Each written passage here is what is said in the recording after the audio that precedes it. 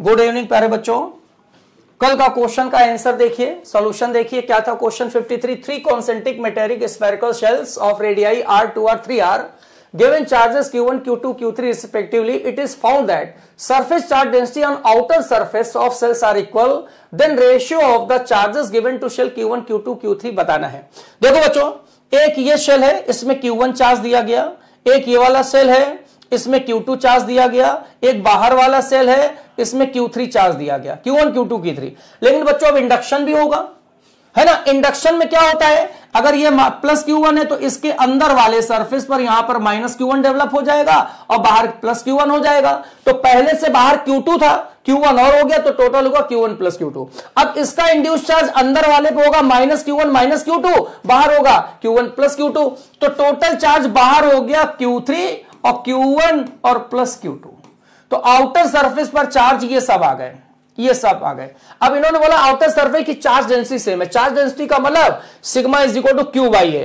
पहले की charge density निकालो q upon 4 pi r square, दूसरे की निकालेंगे तो q1 प्लस q2 अपॉन 4 पाई, रेडियस 2r है तो 2r का होल स्क्वायर। तीसरे सबसे बाहर वाले की चार्ज डेंसिटी निकालेंगे, total charge q1 plus q2 plus q3 upon 4 पाई 3r का होल स्क्वायर।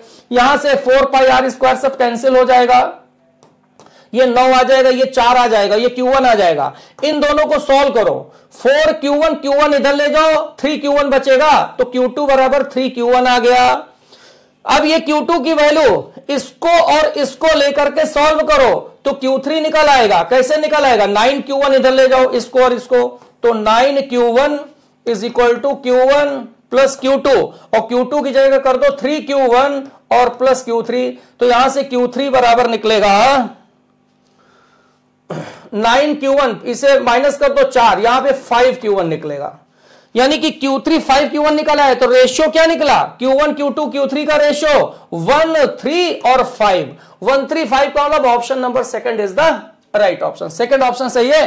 टुडेज क्वेश्चन बच्चों 54 number, two identical conducting sphere carrying different charges attract each other with force F when placed in air medium at distance d apart. The spheres are brought into contact and then taken to their original position. Now two spheres repel each other with force whose magnitude equal to that of initial attractive force.